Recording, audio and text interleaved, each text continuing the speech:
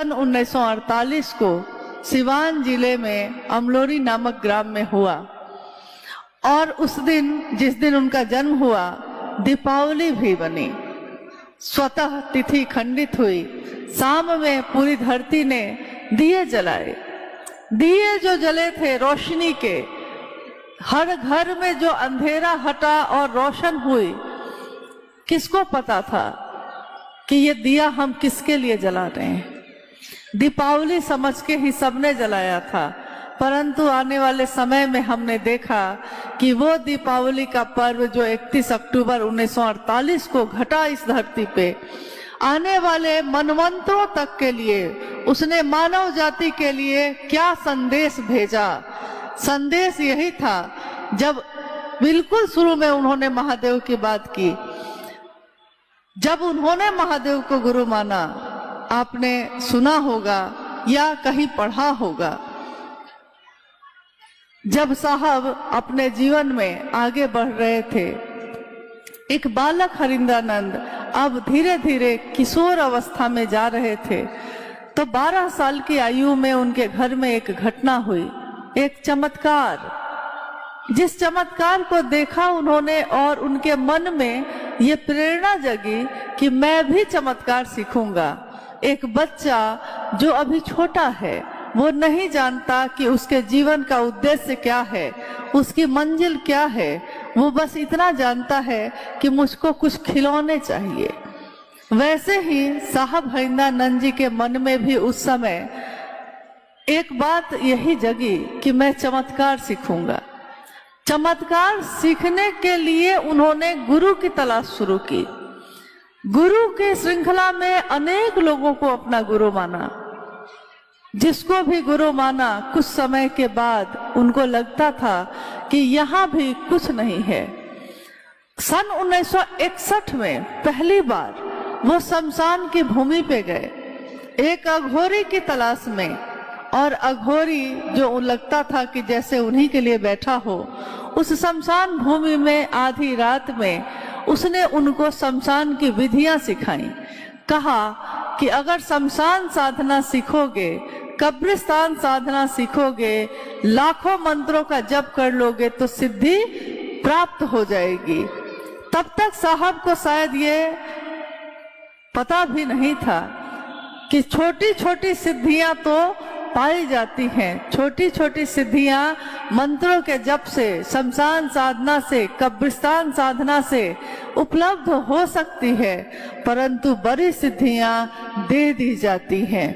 छोटी सिद्धियों के लिए प्रयास करने पड़ते हैं, बड़ी सिद्धियां बिना किसी प्रयास के अहेतु की दया से ही प्राप्त हो जाती है।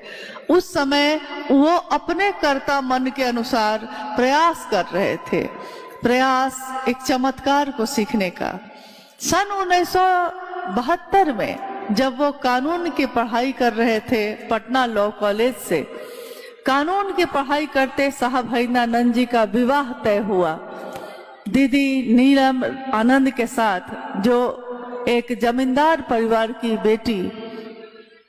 आज जो झारखंड है उसमें एक पलामू नाम का जिला है, पलामू जिला के मनातू प्रखंड में मनातूगढ़, जहां उनका जन्म हुआ 27 जुलाई 1952 को। उनका जन्म जिस दिन हुआ उस दिन नाग पंचमी का त्योहार था।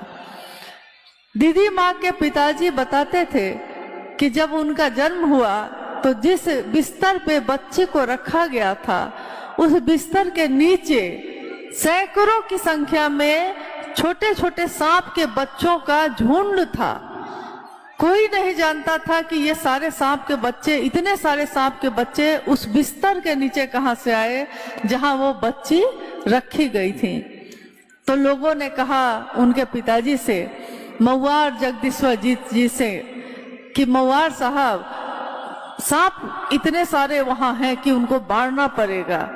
लेकिन नाना जी ने यानी मऊआर साहब ने कहा कि मेरे घर के कुल देवता हैं महादेव, माँ भगवती की मैं पूजा करता हूँ, नाग की पूजा होती है मेरे घर में, तो जिस घर में नाग की पूजा हो रही हो उस घर में नाग को नहीं मारा जाएगा।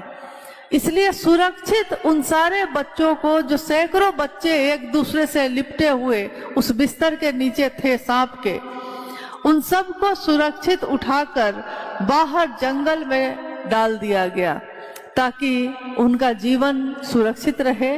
और कोई नहीं जानता था कि वो कहाँ से उस बिस्तर के नीचे आ गए।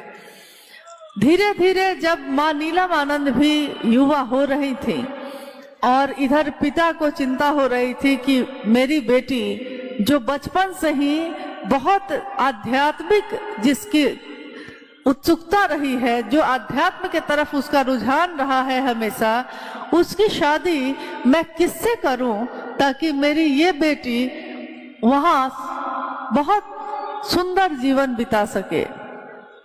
तो उन्होंने उस समय साहब हरिंद्रानंद जी के पिताजी डाल्टनगंज, जो पलामू शहर का हेडक्वार्टर था, वहां एजुकेशन डायरेक्टर के रूप में पदस्थापित थे। वहीं दीदी माँ के पिताजी की मुलाकात हुई। साहब के पिताजी से दीदी माँ के पिताजी की मुलाकात होती है और वो अपने पुत्री के लिए डॉक्टर विश्वनाथ प्रसाद सिंह, जो साहब के पिताजी का नाम है, उनके बड़े पुत्र यानी साहब हरिंद्रानंद जी को चुनते हैं मन ही मन। और एक दिन उन्होंने ये प्रस्ताव भी रख दिया कि मैं चाहता हूँ कि मेरी बेटी राजमणि नीलम का विवाह आपके पुत्र हरिंद्रानंद से हो जाए। दादाजी यानी साहब के पिताजी ने सहर्ष इस प्रस्ताव को स्वीकार किया और 22 मई सन 1972 को मनातूगढ़ में साहब और दीदी का विवाह संपन्न हुआ। शिव और शक्ति के मिश्रण का हमने हमेशा पर्व मनाया है। शिव और शक्ति के मिलन का महाशिवरात्रि हम सभी मनाते हैं, क्योंकि शिव के जन्म का पता नहीं, इसलिए जन्मदिन नहीं मनाते। और जिसका जन्म न हुआ हो तो उसकी मौत भी कैसे होगी, तो उनकी कोई पुण्यतिथि भी नहीं मनाई जाती। शिव का महाशिवरात्रि मनाया जाता है। और शिव के शिष्य का विवाह हुआ 22 मई सन 1972 को। विवाह के बाद माँ नीलम आनंद साहब के साथ अपने ससुराल आई और उस समय तक जब वो आई, उनको पता चला कि उनके पति यानी साहब हरिंद्रानंद जी शमशान साधना करते हैं। यह जानकर उनको कोई अचरज नहीं हुआ, क्योंकि बचपन से ही माँ नीलम आनंद जी को भी तंत्र मंत्र यंत्र इन चीजों के बारे में हमेशा उत्सुकता रहती थी। वो अक्सर साधुओं से, अघोरियों से, तांत्रिकों से मिला करती और इतना ज्यादा वो रूपवती थी कि उनके पिता ने उनके गले में नजर न लग जाए इसके लिए कितनी ताबीज पहना के रखी थी कि ताबीज पहन लेगी मेरी बेटी को किसी की नजर न लगे। लेकिन उनका आध्यात्मिक रुझान दृष्टिगोचर था, सब कोई देख पा रहे थे। इसलिए जब विवाह के बाद दीदी नीलम आनंद जी को ये पता चला कि मेरे पति शमशान साधना करते हैं, लेकिन दिन में वो कानून की पढ़ाई कर रहे हैं लॉ कॉलेज पटना से, रात में शमशान साधना के लिए पटना के आसपास शमशान का थोड़ा अभाव था, तो वो अक्सर उनका पसंदीदा शमशान स्थान था आरा का गांगी शमशान, वहां जाया करते। माँ नीलम आनंद विवाह के कुछ दिन के बाद मनातूगढ़ में कुछ समय के लिए रहने आ गई और अभी आपने जिन अनु भैया की चर्चा सुनी है, उनका जन्म हुआ पलामू जिले में ही। जब इनका जन्म हुआ 1974 के अक्टूबर में और 1974 के नवंबर में ही, यानी जन्म के कुछ ही दिन बाद अचानक माँ नीलम आनंद जी को साहब हरिंद्रानंद जी की एक चिट्ठी मिली।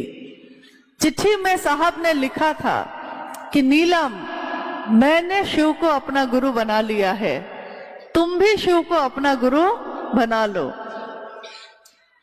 हुआ यह था कि जब नवंबर महीने में शमशान साधना के लिए साहब गए थे और आधी रात में अकेले बैठे थे, तो कभी कभी हम लगातार प्रयास करते हैं प्रयास करते करते एक दिन थक जाते हैं। तो जब थकते हैं तो अपने उस जीवन के बारे में सोचते हैं जब से हमने प्रयास करना शुरू किया था। इतना लंबा समय मैंने एक काम को करने में बिता दिया और हाथ खाली के खाली है, कुछ भी हासिल न हुआ। उसी तरह उस दिन साहब हरिंद्रानंद जी ने अपने जीवन के पिछले 14 वर्षों के बारे में सोचा। 12 साल की आयु से उन्होंने शमशान साधना शुरू कर दी थी, 13वां साल शुरू ही हुआ था। और 1974 के उस आधी रात में उन्होंने सोचा कि पिछले 14 वर्षों से मैं शमशान साधना कर रहा हूँ, कब्रिस्तान साधना कर रहा हूँ, न जाने मैंने कितने गुरु बदले। लोग दूसरी चीजों को बदलते हैं, साहब ने गुरु ही बदले, क्योंकि कहीं भी गुरु के रूप में जिसको भी उन्होंने गुरु माना, कुछ दिन के बाद उनको लगता था कि यहाँ भी कुछ नहीं है, मन की प्यास नहीं बुझी, जो चाहता हूँ वो नहीं मिल रहा, परंतु चाहता क्या हूँ ये उनको समझ में ही नहीं आ रहा था कि आखिर मैं ऐसा क्या ढूंढता हूँ जो मुझको मिल नहीं रही है और मेरे मन की प्यास नहीं बुझ रही। उन्होंने कहा कि मैं आज तक जितने भी गुरुओं के संपर्क में आया उन सब की स्थिति ऐसी ही थी जैसे पहाड़ी नाले की होती है, जैसे पहाड़ी नदी की होती है। दूर से पहाड़ी नदी को देखिए तो पानी ही पानी दिखाई देता है, परंतु जब नजदीक जाकर बैठिए तो लगता है कि पानी तो घुटने से भी कम है। जो पानी का प्रवाह इतना उछलता है कि लगता है कि गहरी नदी है, नजदीक जाकर बैठिए तो लगता है कि पानी तो इसमें बहुत ही कम है, और अगर बारिश का समय बीत जाए तो पानी तो सूख ही जाता है। उन्होंने देखा कि सही गुरु का अभाव है, सही गुरु नहीं मिल रहे, तो सही गुरुओं के अभाव में उन्होंने गुरु पे गुरु बदलना शुरू कर दिया। उस रात उनके मन ने, साहब ने अपनी पुस्तक आओ चले शिव की ओर में ये पंक्ति लिखी है, उस घटना को लिखा है। उन्होंने लिखा है कि मेरे मन में जब ये बात आई उस समय, देखिए हमको इस बात को समझने के लिए उनके मन के अनुरूप अपने मन को उस स्थान पे ले जाना होगा, उस जगह पे ले जाना होगा, उस स्थिति में ले जाना होगा जिस स्थिति में उस दिन आधी रात में साहब श्री थे। उन्होंने कहा कि मेरी आंखों के आगे भयावह अंधेरा था, मेरी आंखों के आगे भयावह शमशान का अंधेरा था। शमशान में अंधेरा होता है, अंधेरा था, और मेरी आंखों में वो अंधेरा बढ़ता जा रहा था, मेरे मन प्राण में वो अंधेरा बढ़ता जा रहा था, और शरीर में, मन में इतनी पीड़ा थी, इतना कष्ट था, इतनी बेचैनी थी कि जैसे कोई व्यक्ति अगर बर्फ के पहाड़ पे चढ़ जाए और बर्फ के पहाड़ की चोटी से वो फिसल जाए नीचे के तरफ, तो जिस तरह फिसलने पे उसका शरीर लहूलुहान होगा, उसी तरह, ठीक उसी तरह मेरा मन भी उस समय लहूलुहान की तरह अपने आप को महसूस कर रहा था। कुछ भी नहीं पाया, 14 वर्ष मैंने गंवा दिए और कुछ भी हासिल नहीं हुआ। तो मेरे मन ने समझ लिया था उस समय कि अब शरीरधारी गुरुओं की तलाश बेकार है, शरीरधारी सही गुरुओं का बहुत अभाव है।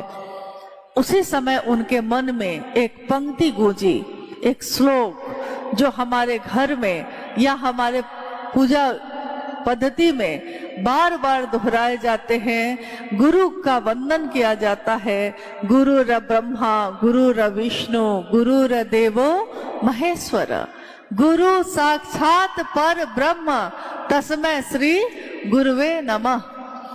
गुरु में ब्रह्मानी शक्ति होती है, गुरु में वैष्णवी शक्ति होती है, गुरु में रुद्रानी शक्ति होती है, यानी उत्पत्ति करने की, चलने की, जीवन की और लय हो जाने की।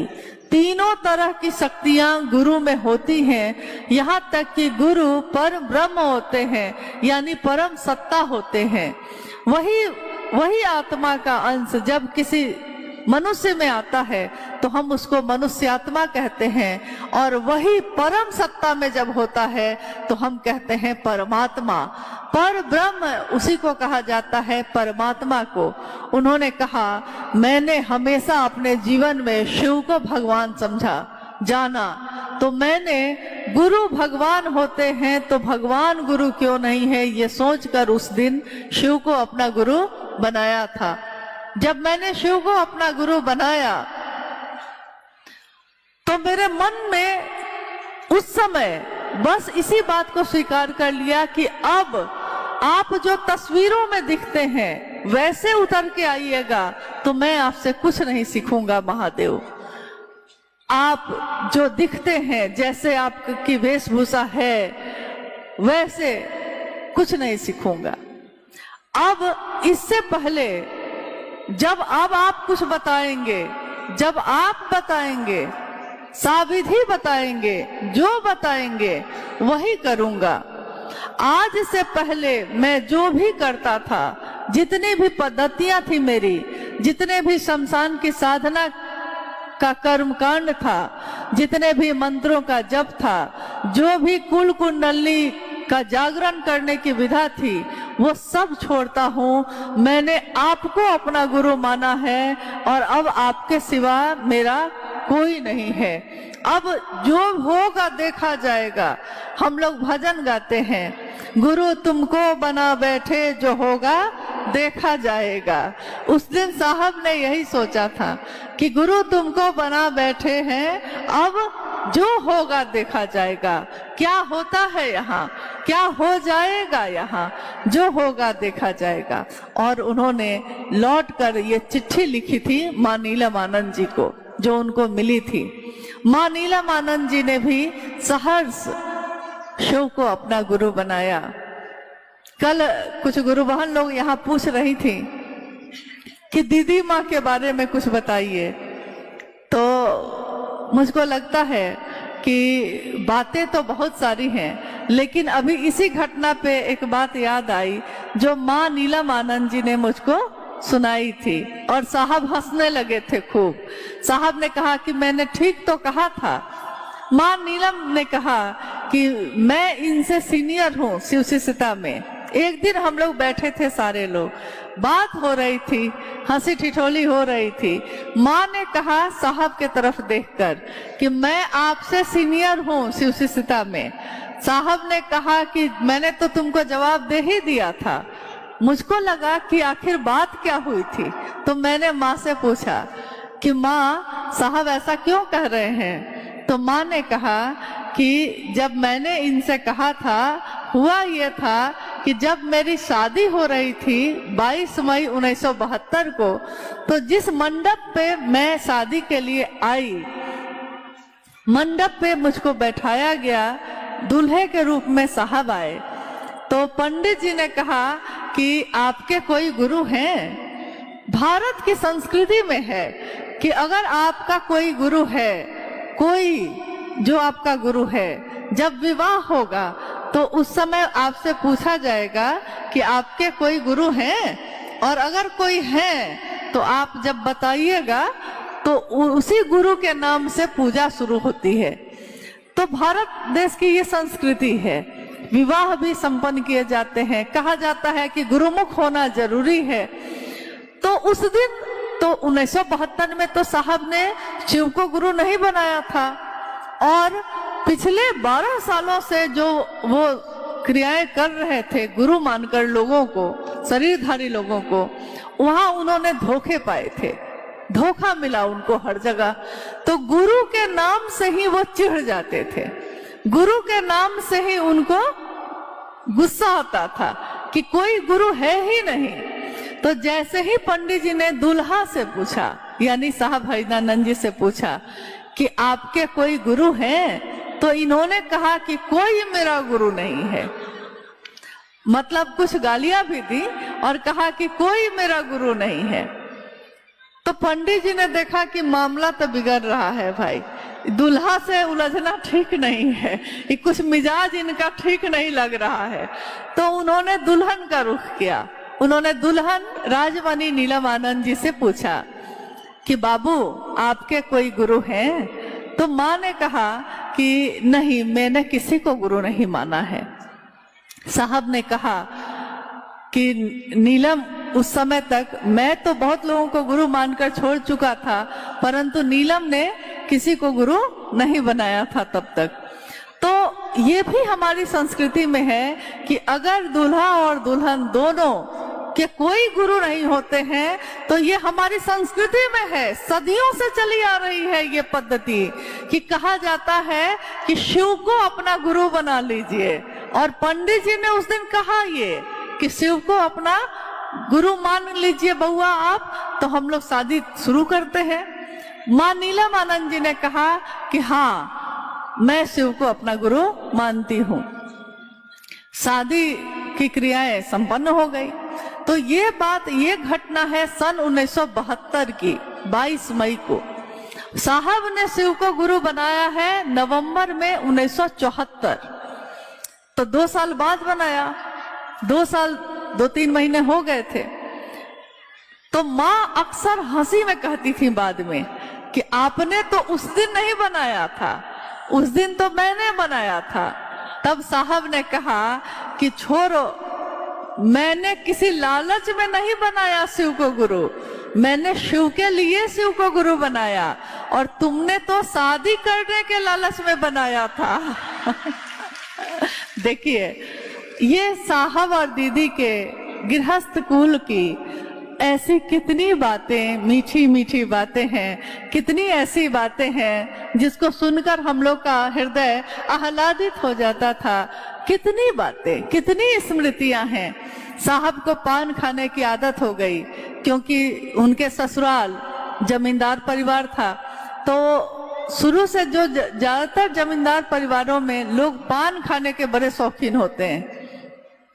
साहब के घर में, यहाँ जो उनका घर था, उसमें तो प्याज लहसुन भी नहीं बनता था। पान खाना तो बहुत दूर की बात, कोई नहीं खाता था। लेकिन जब वो ससुराल गए तो उन्होंने कहा कि लोग, मेरे जो यानी दीदी के भाई जो हुए, साहब के साले साहब, तो उन्होंने कहा कि मेहमान बाबू एक पान खा लीजिए ना। तो इन्होंने बड़े, उनके बहुत अनुरोध पे एक पान खा लिया। उन्होंने कहा कि फिर उन्होंने थोड़ी देर बाद कहा अब एक खा लिए हैं तो एक और खा लीजिए। फिर दूसरा भी खा लिया, तीसरा भी खा लिया। 5 दिन 10 दिन अगर रह गए तो आदत हो गई। साहब ने कहा कि मैंने देखा कि अब पान ही मुझको पकड़ लिया है, मैं पान को नहीं पकड़ा था। यही बात उन्होंने महादेव के लिए कही। उन्होंने कहा कि आप कहते हैं कि हम शिव के शिष्य कैसे बनेंगे, आप कहते हैं कि शिव मेरे गुरु कैसे होंगे। साहब ने कहा कि जिस तरह मैंने पान खाना शुरू किया था और पान ने मुझको पकड़ लिया, एक दिन जब आप महादेव को अपने विचारों में भी अगर गुरु बनाएंगे, अगर आप ये कहेंगे महादेव से, हे शिव आप मेरे गुरु हैं, मैं आपका शिष्य हूँ, मुझ शिष्य पर दया कर दीजिए, तो महादेव इतनी दया करते हैं कि वो आपके मन में शिष्य का भाव पैदा कर देते हैं। अब महादेव को आप नहीं खोजते हैं, वो महादेव ही आपको खोजने लगते हैं दूसरे लोगों के माध्यम से। साहब ने कहा कि जब मैं कार्यालय जाता था तो लोग कहते थे कार्यालय में जा रहा हूं, अभी कोर्ट लगने वाला है। मजिस्ट्रेट थे उस समय साहब, कोर्ट लगने वाला है, कोर्ट में अभी केस की सुनवाई होगी। साहब ने कहा कि मैं रास्ते में सोचता हुआ जा रहा हूं कि इजलास लगेगा, कितने तरह के केस आएंगे, सबका समाधान करना होगा, सब पे निर्णय देना होगा। मैं अपनी धुन में सोचता हुआ जा रहा हूं, अपने काम के धुन में जा रहा हूं, और तभी किसी ने मुझसे कह दिया, क्या हरिंदानंद जी, महादेव का क्या हाल है। बस उन्होंने कहा कि इतना बोलते ही मेरा मन जो कोर्ट में खोया हुआ था तुरंत महादेव के पास चला गया। मैं महादेव को नहीं खोज रहा हूं, अब महादेव ही मुझको खोज रहे हैं। तो मैंने बड़े दुखी मन से महादेव से कहा, एक दिन दुखी मन से कहा, मुझको लगा मुझको समझ में आया कि लोग मेरा मजाक उड़ा रहे हैं। लोग क्या हरिंद्रानंद जी महादेव कैसे हैं ये कह के मेरा मजाक उड़ाते हैं। तो उन्होंने अपने महादेव से कहा, उन्होंने कहा मेरे महादेव मेरे टेलीविजन में आते हैं, आपके टेलीविजन में नहीं आते हैं तो मैं क्या करूं, मैं अपने महादेव से बात कर पाता हूं, आप भी ऐसा रिश्ता बनाइए कि आप भी बात कर पाइए। तो उन्होंने कहा कि मैंने महादेव से कहा कि लोग आपका नाम लेकर मेरा मजाक उड़ाते हैं।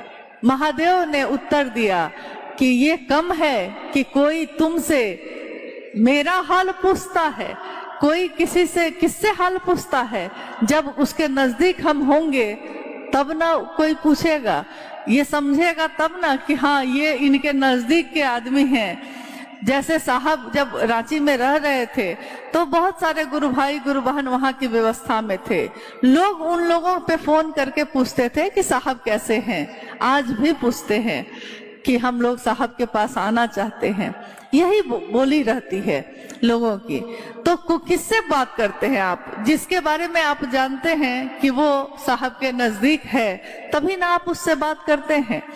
तो उसी तरह महादेव का उत्तर आया कि लोग तुमसे मेरा हाल पूछते हैं, ये कम बात है।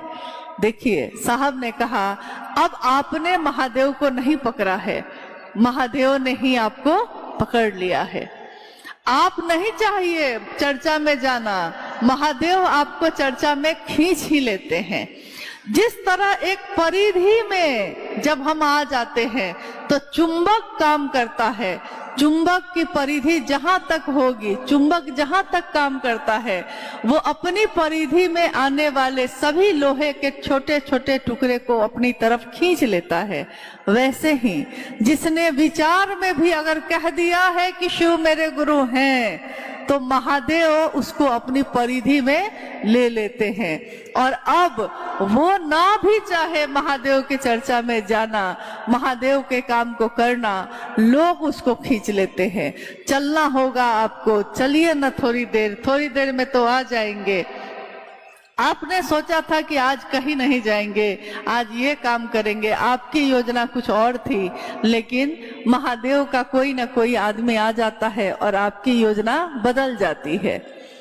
तो साहब के जीवन की बहुत घटनाओं में आपने लगभग सारी चीजें सुनी भी होंगी, क्योंकि इतने सालों में इतनी चर्चाएं हुई हैं। और साहब का आगमन जिस भी महोत्सव में हुआ है उसमें शिव शिष्यता की पृष्ठभूमि, व्याप्ति और उसका उद्देश्य, इस पे अक्सर बात हुई है। शिव शिष्यता की जो पृष्ठभूमि है उसमें असंख्य पीड़ा है, बहुत सारे दर्द हैं और बहुत परेशानियां हैं, बहुत रातों की नींदें उड़ गई हैं, ये भी है। लेकिन उसकी जो व्याप्ति है आज, उसने जनमानस को अपनी गिरफ्त में कर लिया और आज व्याप्ति इतनी ज्यादा बढ़ती जा रही है कि अब हम आप चाहें या न चाहें परंतु महादेव अपने काम को करवाए जा रहे हैं। माध्यम हमारा आपका शरीर बनता है, लेकिन ऊर्जा मेरी और आपकी काम नहीं करती। ऊर्जा उस महादेव की काम करती है जिनके कारण हम महादेव की बात कर पाते हैं। महादेव की परिधि में अगर हमारा मन है कि नहीं है, ये कैसे पता चलेगा? एक बार एक गुरु भाई ने साहब से पूछा कि साहब कैसे पता चलेगा कि मैं शिव का शिष्य हो गया, कैसे समझूंगा कि शिव मेरे गुरु हो गए? साहब ने कहा कि अगर 24 घंटे में 4 घंटा भी आपका मन महादेव की परिधि में रहता है तो समझिएगा कि शिव आपके गुरु हो गए। मैं हरिंद्रानंद आपको ये सर्टिफिकेट देने जा रहा हूँ, क्योंकि परिधि में 4 घंटा मतलब ये नहीं कि लगातार 4 घंटा, हो सकता है बीच में आपका मन भटकता होगा, जैसे उस जहाज के पंछी का भटकता था। साहब ने कहा कि एक जहाज पे एक पंछी बैठा है, पानी का जहाज है, पानी का जहाज चला जा रहा है समंदर में और चारों तरफ पानी ही पानी है, कहीं पे भूमि नहीं है, धरती नहीं है। और उस पानी